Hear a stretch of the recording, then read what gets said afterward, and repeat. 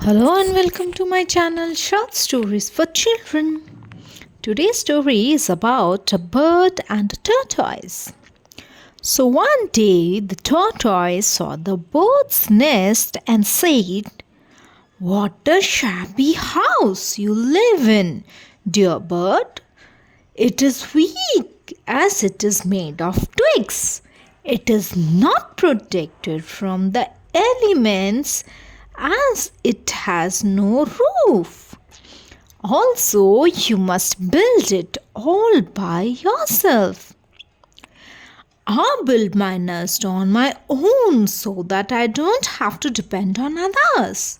It's true that the building materials are not very sturdy and that my nest is open to the elements. But it's my house and I love it," the bird replied. "Look at my strong and sturdy shell, which is my house as well," the tortoise boasted. "Doesn't it make you jealous?" he asked.